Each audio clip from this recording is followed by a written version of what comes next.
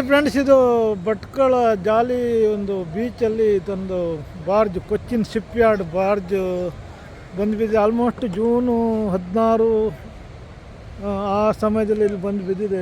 ಇದು ಮುಂಬೈಗೆ ಹೋಗ್ತಾ ಇದ್ದಾಗ ಇದು ರೋಪ್ ಕಟ್ಟಾಗಿ ಬಂದು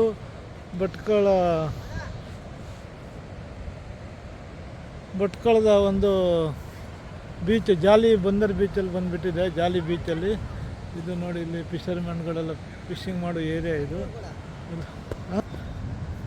ಈ ಬಾರ್ಜು ಕೊಚ್ಚಿನ್ಗೆ ಹೋಗ್ತಾ ಇರ್ಬೇಕಾದ್ರೆ ರೋಪ್ ಕಟ್ಟಾಗಿ ಬೋಟ್ ಎಳ್ಕೊ ಹೋಗ್ಬೇಕಾದ್ರೆ ಇದು ಕಡಲ ಅಲೆಗೆ ಸಿಲ್ಕೊಂಡು ತುಂಬ ಈ ಬೀಚಿಗೆ ಬಂದು ಬಿದ್ದಿದೆ. ಆಲ್ಮೋಸ್ಟ್ ಈಗ 1 ತಿಂಗಳು ಆಯ್ತು ಈಗ ಇದು ಬಂದುಬಿದ್ದು. ಇದನ್ನು ಕ್ಲಿಯರ್ ಮಾಡೋದು ನೋಡಿ, ಮಳೆಯಲ್ಲಿ ಹುಗ್ದು ಹೋಗ್ಬಿಟ್ಟಿದೆ. ಇದು 1000 ಟನ್ನು ವೇಟ್ ಇದೆ. ಒಂದು 70ರಿಂದ 100 ಮೀಟ್ರ್ ತನಕ ಉದ್ದ ಇದೆ ಇದು ಬಾರ್ಜ್. ಒಂಥರ ನಿಮಗೆ ಬ್ರಿಡ್ಜ್ ಥರ ಕಾಣ್ತಾ ಇದೆ ನೋಡಿ, ಒಂದು ದೊಡ್ಡ ಬ್ರಿಡ್ಜ್ ಥರ ಇದು ಕಾಣ್ತಾ ಇದೆ.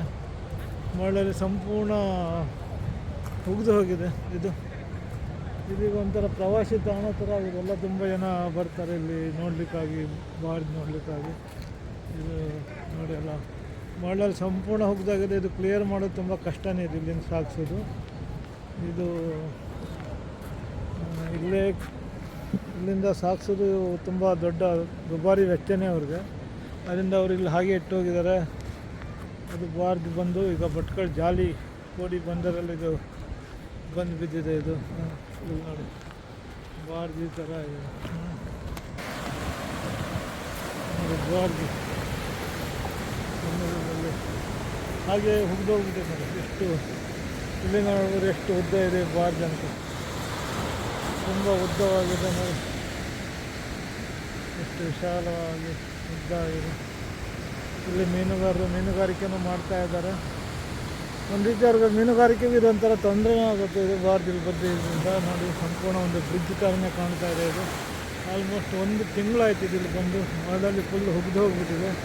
70 ಮೀಟ್ರಿಗಿಂತ ಉದ್ದ ಇದೆ, 1000 ಟನ್ ಭಾರ ಇದೆ. ಇದು ಇಲ್ಲಿಂದ ಸಾಗಿಸೋದು ತುಂಬ ಕಷ್ಟನೇ ಆಗುತ್ತೆ. ಇದು ತುಂಬ ಇಲ್ಲಿ ಸಾಗಿಸ್ಬೇಕಾದ್ರೆ ತುಂಬ ದೊಡ್ಡ ಪ್ರಾಜೆಕ್ಟ್, ದೊಡ್ಡ ವೆಚ್ಚದ ಒಂದು ಕಾರ್ಯಾಚರಣೆನೇ ಮಾಡಬೇಕಾಗಿದೆ ಈ ಕಂಪ್ನಿಯವರು.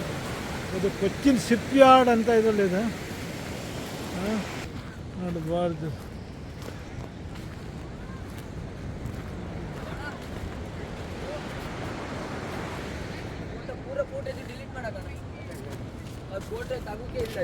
ಈ ಬಾರ್ಜ್ ಬಿದ್ದಿದೆ. ಇದು ಒಂದು ದೊಡ್ಡ ಒಂದು ಸಮಸ್ಯೆನೇ ಆಗಿದೆ ಕರಾವಳಿ ತೀರದವ್ರಿಗೆ. ನೋಡಿ, ಇಷ್ಟು ದೊಡ್ಡದು 70 ಮೀಟ್ರ್ ಉದ್ದದ ಒಂದು ಬಾರ್ಜ್ ಇದು ಬಂದು ಬಿದ್ದು. ಇದು ಈಗ ಇಲ್ಲಿಂದ ವಿಲೇವಾರಿ ಮಾಡೋದು ದೊಡ್ಡ ಸಮಸ್ಯೆ ಅಂತಲೇ ಹೇಳ್ಬೋದು. ನೋಡಿ ಎಷ್ಟು ಒಂಥರ ಬ್ರಿಡ್ಜ್ ಥರ ಕಾಣ್ತಾ ಇದೆ.